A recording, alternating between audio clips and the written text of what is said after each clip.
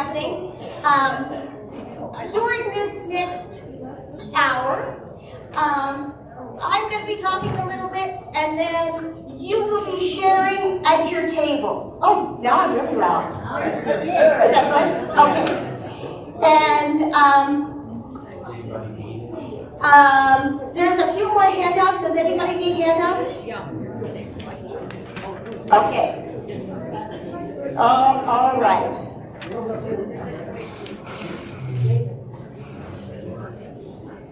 So these handouts you won't actually need because you'll be seeing things on PowerPoint, but the handouts will give you reference for later on so that you can go back and maybe do some more research on the people I'll be talking about in the research, programs and videos, that kind of thing. Come on down. So I was telling about what's going to be happening. I will talk a little bit, and then there will be time, like 4 or 5 minutes, for you to share at your tables. Just, talk amongst yourselves. And then I might tell a story, and then you'll share at your table. And then there might be a video, and you'll share at your table. So there's going to be different things happening with moments of sharing in between. So take a look at the people at your table. Make sure you like each other and want to talk to each other. Okay, everybody good with your friends? All right. You're so good. That's why we're here. So, neurobiology of storytelling. Oh, that's the one. You can go. Here are the main topics we're going to cover. I'm going to get into these in detail. No, I won't. All of these things have huge scientific studies. I'm going to give you the tip of the iceberg of each of these topics. Polyvagal theory, hormones, especially cortisol and oxytocin in the brain, brain waves during storytelling, and something called neuroanalytics, which was used to come up with the elements of effective storytelling. Those are our topics. Okay, we're going to start right off with the polyvagal theory. Now, I want to say that I learned about this. I guess I can't move too much, huh? My voice goes in and out, it sounds like. At Rocky Mountain Storytelling Story Camp, which is held every fall. And yay! It is a great experience to go. So if you haven't been, I highly recommend going to Story Camp. I went to a workshop led by Gwen Vanilla. Gwen is a storyteller and a therapist. So she got me interested in this whole idea of how the brain and the nervous system are affected by storytelling. And one of the things that she taught us about was this polyvagal theory. There is a scientist, he is a neuroscientist, Stephen Porges, and he came up with this theory. There is a polyvagal nerve in your body that goes all through your bodies, and it controls your automatic systems, your parasympathetic systems, things that you don't even think about as you're doing them. Breathing and just sight, but also emotions. So much happens that you're not even aware of in your nervous system. And this is all associated to the polyvagal system. Now there are 3 levels. There's a ventral level, which is where everybody is happy and calm and nice. A sympathetic level, where you're anxious, fearful, maybe angry. And then the dorsal vagal, which is when you're in really bad shape and you kind of just shut down. You're in trauma mode. Throughout the day, we are continually going up and down along this polyvagal wave. And what happens when people hear a story is that hearing a story, their polyvagal nerve is impacted, and they kind of go up and down. The listeners go up and down from states of joy to states of concern. And this can be very helpful for people to kind of have, I want to say faith, but that's not really the word I'm looking for. But, you know, a non-real life situation where you are experiencing these emotions. It's especially good for children to kind of practice what it feels like. And hopefully the story ends with people feeling joy and groundedness at the end.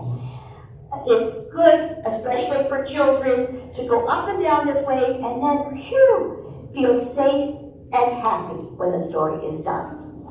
So polyvagal nerve is happening all the time in your body, but stories can influence what is happening with your polyvagal nerve and your nervous system. We're going to do a little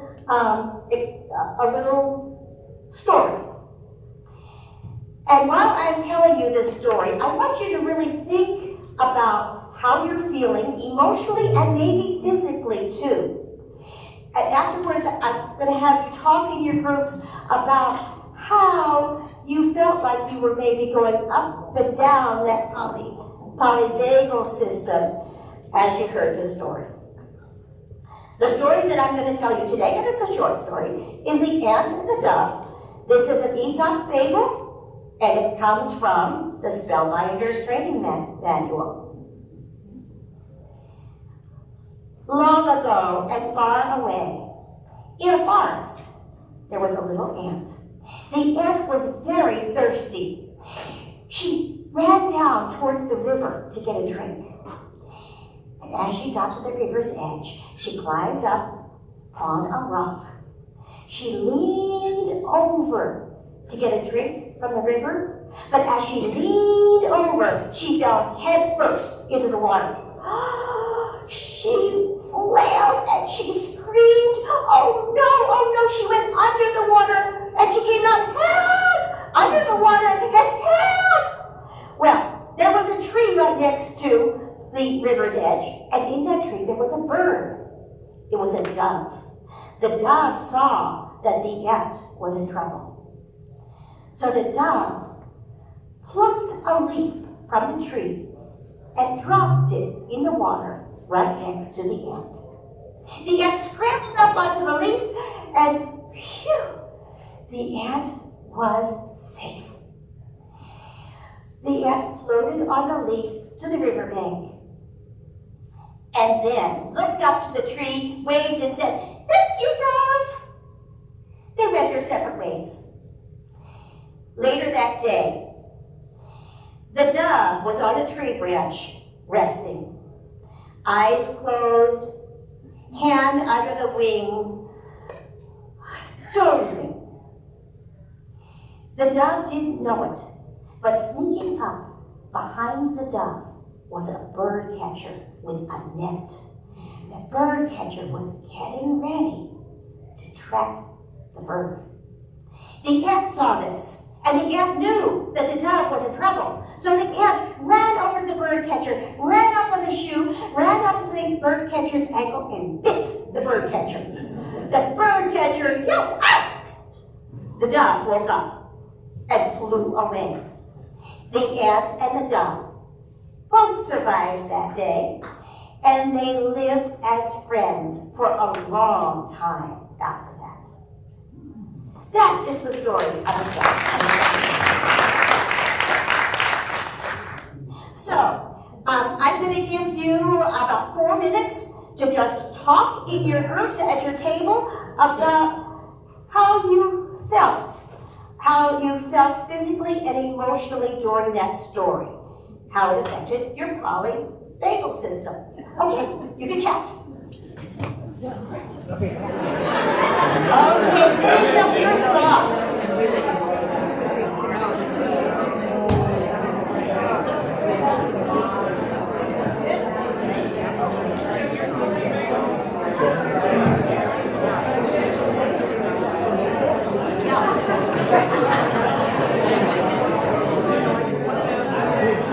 Okay.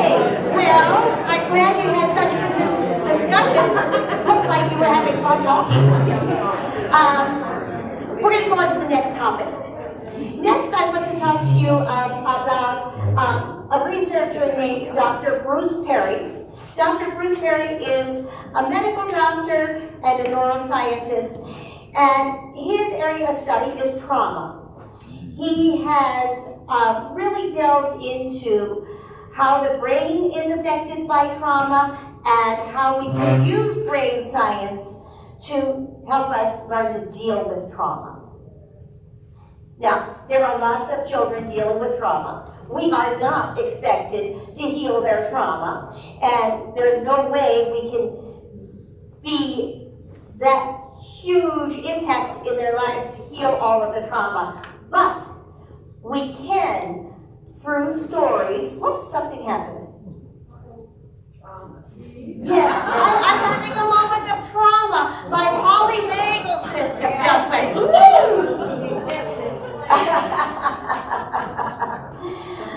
okay, so maybe somebody can figure out what's happening with the screen. Dr. Bruce Perry. Oh, good. He has really kind of honed in on some important things that help with trauma. If you are going to help someone with trauma, you need to do it in a safe, relational way. And we might not have deep relationships with the children, but we do develop a relationship every time we tell a story. It has to be relevant, developmentally appropriate, repetitive, rewarding, rhythmic, and respectful. Respectful of the child, the family, and the culture. So, again, I am going to have you talk together and talk about how storytelling fits in with these 8 aspects of dealing with trauma. Some of this really kind of overlaps with stories. So take another few minutes to share and talk about how you think stories and storytelling fit in with Dr. Bruce Perry's ideas of trauma healing. So take some time to think and talk.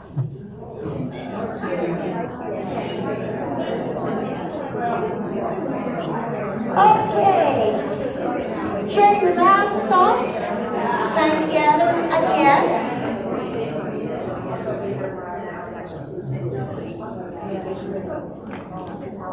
You can see the wonderful brain again. We're going to talk now about some hormones, some brain chemistry that is affected by storytelling. Specifically, cortisol and oxytocin. Cortisol is the hormone that is indicative of distress, and cortisol is calmer and empathetic. There is a researcher named Paul Zak who has studied this quite a bit. We are going to watch a YouTube video, about 6 minutes, Paul Zak talking about his research on oxytocin and cortisol in the brain during the stories. So let's see if we can get this YouTube video up. Oh, I think it's going to work right away. But we have to watch a video of like an ad first. And so, okay, now this is the lovely stuff. So sit back and enjoy the YouTube.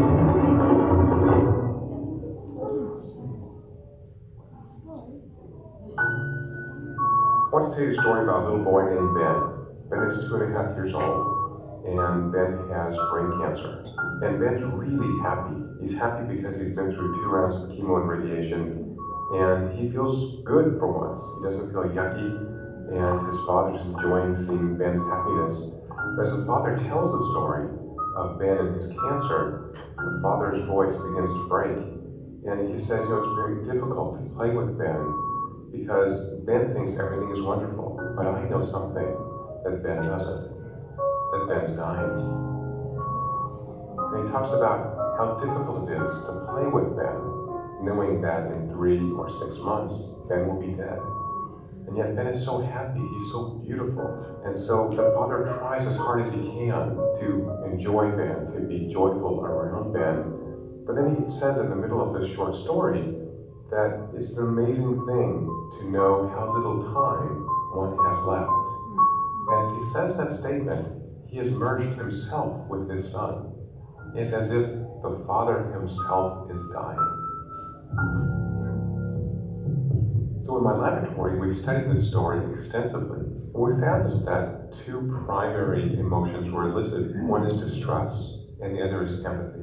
At the same time, when we asked people what they felt after the story was over, we really couldn't get very clear answers. So we began doing other studies on this story. So we took blood before and after, and we found that the brain produced 2 interesting chemicals. One is called cortisol, which focuses our attention on something important. So cortisol correlated with our sense of distress. So the more distress you felt, the more cortisol you released, and the more you paid attention to that stimulus. The second chemical release is called oxytocin, which is associated with care and connection and empathy. And oxytocin was correlated with people's sense of empathy. And the more oxytocin released, the more empathic they felt towards Ben and his father. Now, we did something different after this experiment. We gave individuals a chance to share money with a stranger in the lab. And indeed, those who produced both cortisol and oxytocin were more likely to donate money generously to a stranger they couldn't see in the lab. In another experiment, we gave individuals a chance to donate money to a charity that works with children who are ill. And indeed, those who released oxytocin and cortisol donated money to this charity. In fact, the amount of oxytocin release predicted in both cases how much money people would share with a stranger or with charity. What we're seeing is that this narrative is changing behavior by changing our brain chemistry. So we decided to go a little further and ask, could we actually predict before they watched the video who would donate money to charity? So with funding from the Defense Advanced Research Projects Agency, DARPA, we reran the study in which we not only took blood, but now we measured heart rate and skin conductance and respiration. And using these additional measures, we were able to identify this distress response and this empathic response, and we could predict with 80% accuracy who would donate money to charity. These individuals get paid about $20 to be an experiment, and the people who donated money on average donated half their earnings. So we began to investigate this story further. We used functional brain imaging to identify the regions of the brain that were most active while watching that video compared to a control video in which Ben and his father were at the zoo. And what we found was that the most active areas for the emotional story were areas of the brain associated with theory of mind or understanding of what others are doing, and areas that are rich in oxytocin receptors that make us feel empathy. And guess what happens when you watch 100 seconds of a father and son at the zoo? Nothing happens and people just blank out. There's no reason for them to attend to this information because nothing's happening. There's nothing exciting. It's important to understand that stories have to have this particular structure. 150 years ago, a German theorist named Freytag called this the dramatic arc. So there are particular story aspects that go into making an effective story: exposition, rising action, climax, falling action, and then its denouement. The story of Ben and his father talking about knowing his son is dying has those aspects. It captures our attention. There's a coming climax. How can Ben's father actually engage with his son in this wonderful, relaxed, playful way, yet knowing that his son will die soon? It seems like there may be a universal kind of story structure. So stories are powerful because they transport us into other people's worlds, but in doing that, they change the way our brains work and potentially change our brain chemistry. And that's what it means to be a social creature, is to connect to others, to care about others, even complete strangers. And it is so interesting that dramatic stories cause us to do this. In these experiments, they do it in a very functional way. People are donating money because they want to help Ben and his father. And yet when we watch other stories or see movies, listen to music, the same thing can happen. We feel uplifted, we feel motivated, or we feel connected to others around us.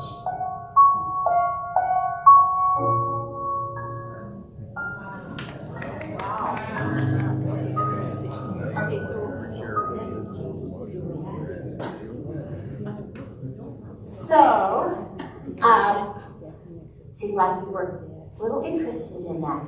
I've become more and more interested as I've studied the neurobiology of storytelling in the way that people really are shaped by the stories they hear and they have been told. There's not only are these chemicals happening in your brain and your nerves and all of that, but there's a real concrete effect of stories that we saw with the donations in this clip. So let's take another few minutes to talk about what you just saw and heard with this video about brain chemistry.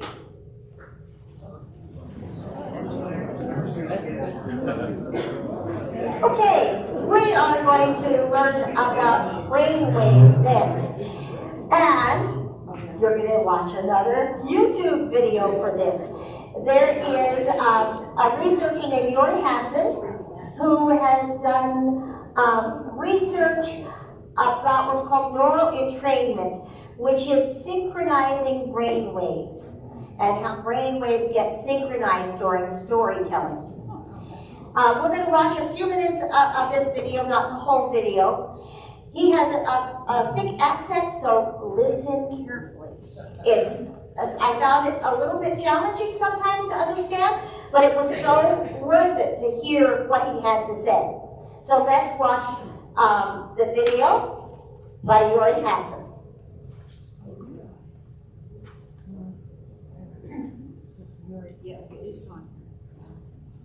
Imagine that we invented a device that can record my memories, my dreams, my ideas, and transmit it to your brain.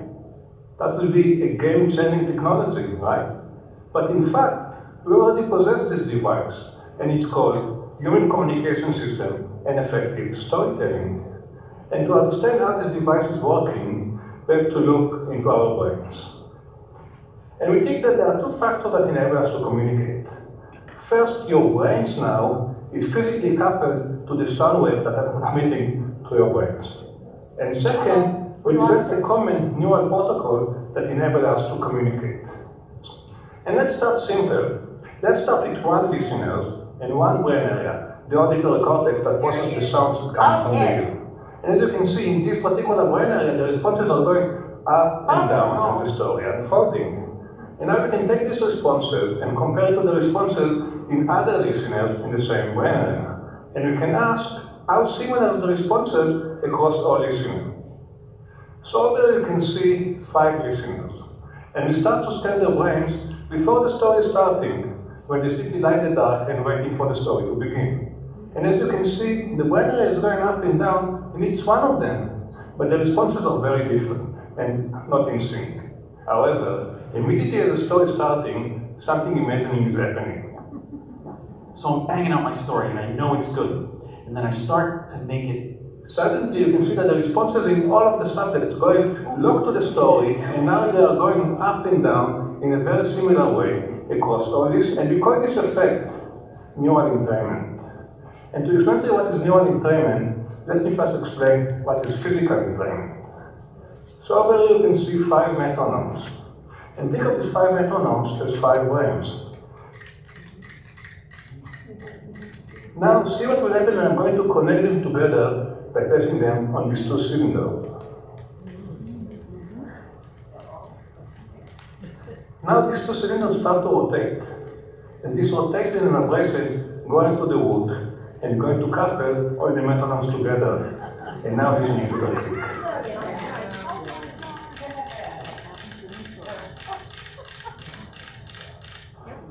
If everything worked as planned tonight, I use my ability to vocalize sounds to be coupled to your brains. And I use this coupling to transmit my brain patterns associated with my memories and ideas. So we're going to stop there, and I know you couldn't see the whole thing, but the gist of it is when story listeners are hearing a story told by a storyteller, their brain waves start syncing up with the brain waves of the storyteller. The up and down waves just start to sync. So take a few minutes to talk about that. Okay, we're now going to talk about a researcher named Kendall Haven. Kendall Haven was a scientist and then a storyteller, and then he combined both of his passions and became one of the greatest researchers of stories and the brain. He is known for neural story analytics, but he has done so much research. I highly recommend that you look into him some more because, I can't begin to cover everything that he did. But I'll give you a gist of neural storytelling analytics.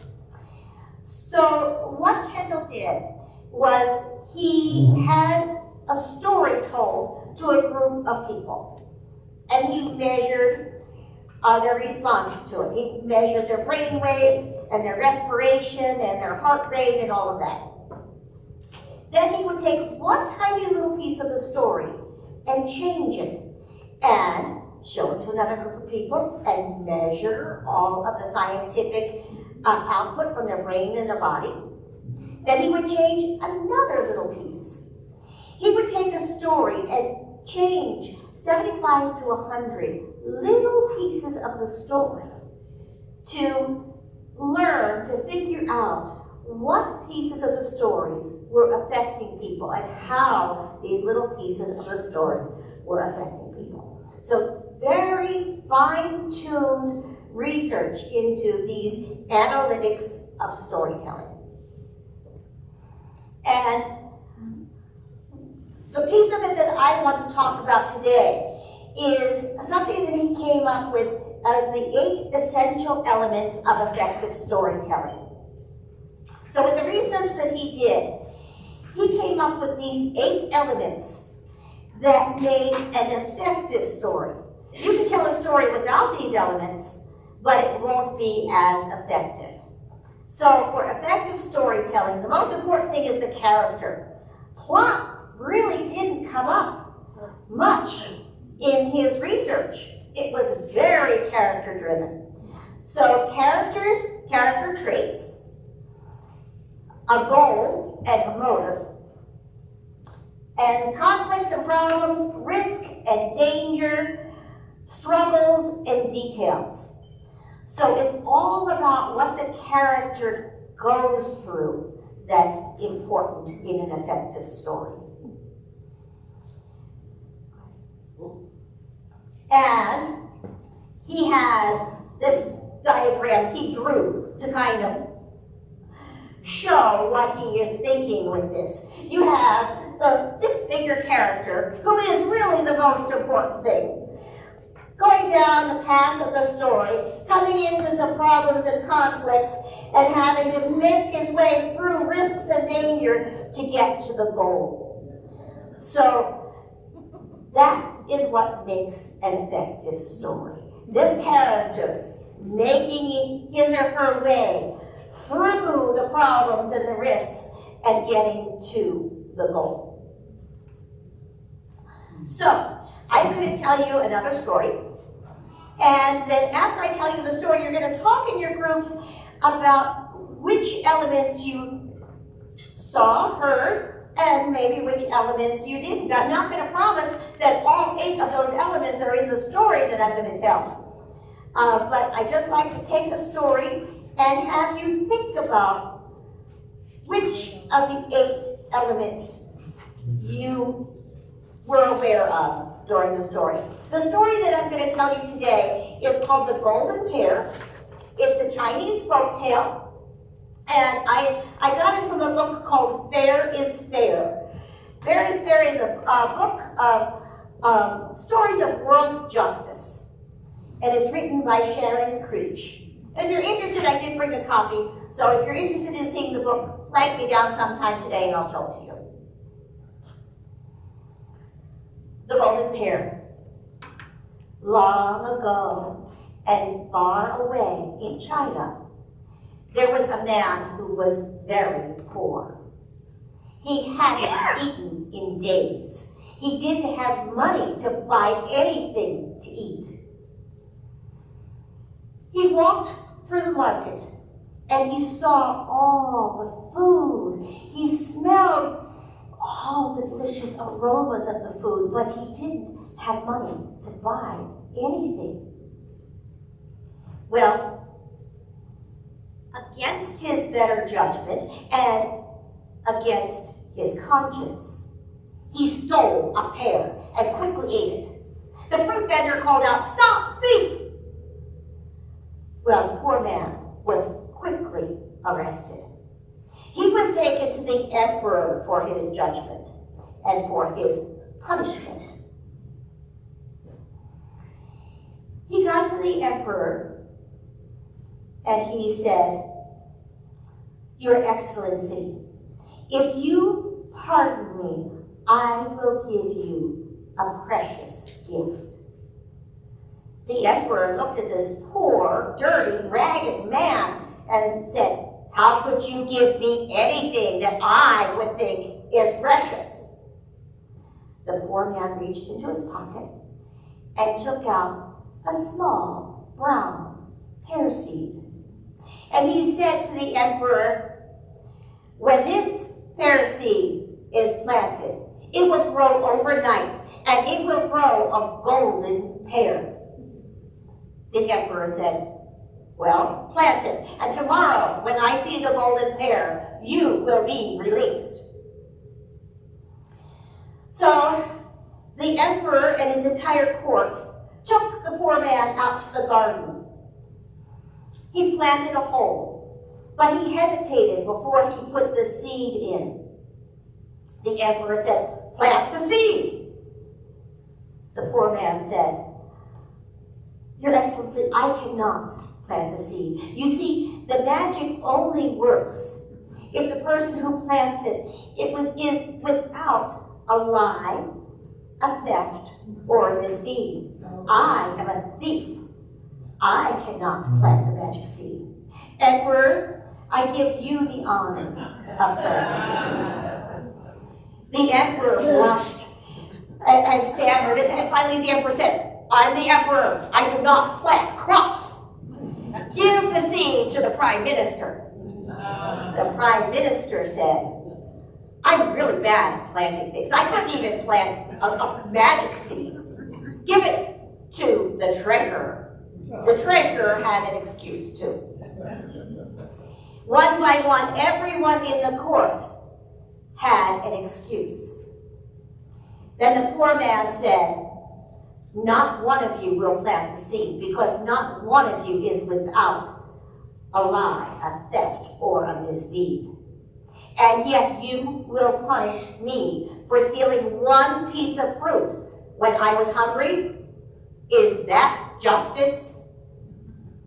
The emperor thought. And finally the emperor said, "Justice demands that you be released." The poor man was released and he was very happy to be alive. That is the story of the golden pear.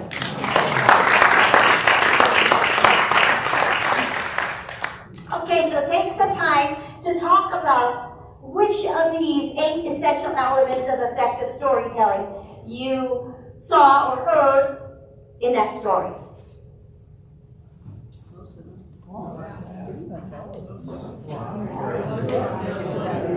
Okay, share your last thought.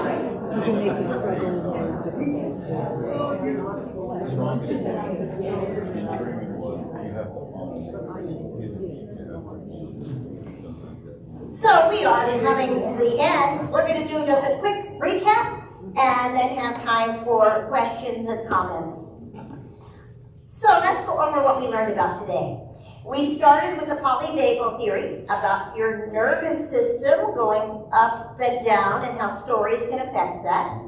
We talked about the hormones, cortisol and oxytocin. You watched the video of the dying boy and learned how those hormones affected actual giving, not just thinking and feeling, but in action.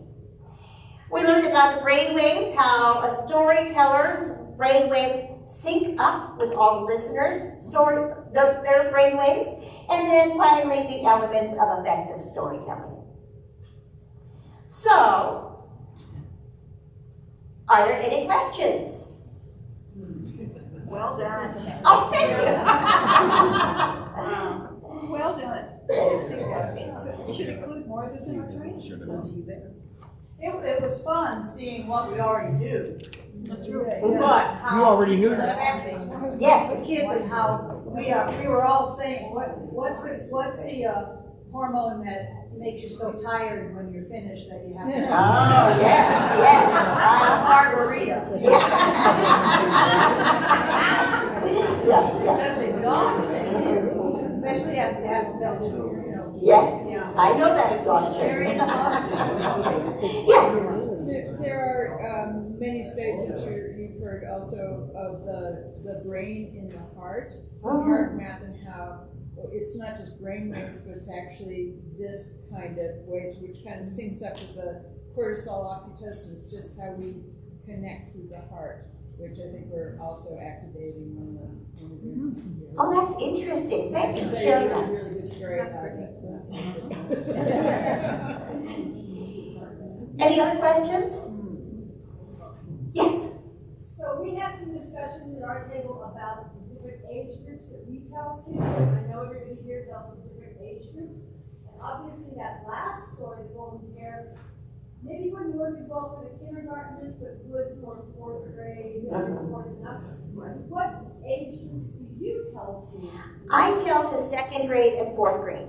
The Golden Pair would definitely be a fourth grade and up story. Yeah, whereas the Ant and the Dove would be a second grade story. So, yeah. It is very true that the stories you tell need to be geared to your audience.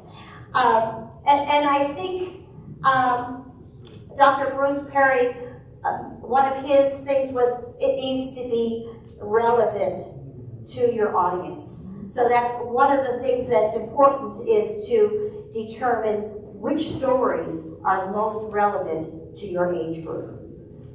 Thank you. Yes? We had some interesting discussions about the brain hormones and the manipulation aspect of that.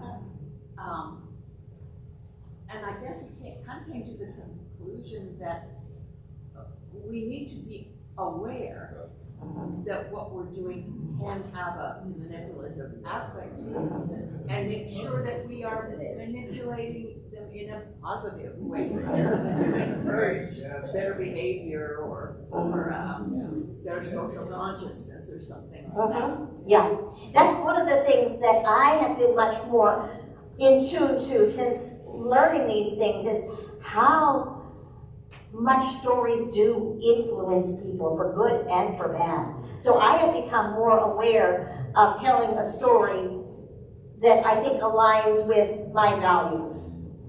Rather than just pick a story because it's a good story, but I also want a story that kind of gives a message that I would like to send into the world. And there's lots of discussion now about how, well, if you Google storytelling now, you will get mostly business things. Right. Businesses are really into using stories to influence people. Politics is really into using story to influence people. We're not aware as we go through life how many stories we're hearing in many different contexts, and that a lot of those stories have an intention behind them. So not only do we have to be aware of what we're telling, but I think we have to be aware of what we're hearing too. I saw another hand. Yeah. I just want to add one comment to, or one thought with Kendall Haven. He's been presented at various Spellbinder annual meetings. Oh, really? I did not know that. Several years ago. He's written a number of other books that I would recommend. One that I really like and we use in workshops and presentations all the time is a book called Super Simple Storytelling. And he's got exercises in there, activities. This is a program you put together a program that I believe Jefferson County was trying to implement in the Jefferson County schools. So that he's worked a lot with Spellbinders. It would be worthwhile to reconnect with him. Yes, His name again, please? Kendall Hayner. I did not know that. That's a great connection. Okay, yes. In the movie Network, Ned Beatty slams the table and says, "You are messing with the powerful forces of the universe." And that's what storytelling is. That's what we're seeing here. These are the powerful forces. Yes. What triggered your interest in this whole topic? I'm sorry? What triggered your interest in this topic? Oh, my interest was triggered when I went to Rocky Mountain Storytelling Story Camp. And I heard Gwen Vanilla talk about the first two researchers that I spoke about.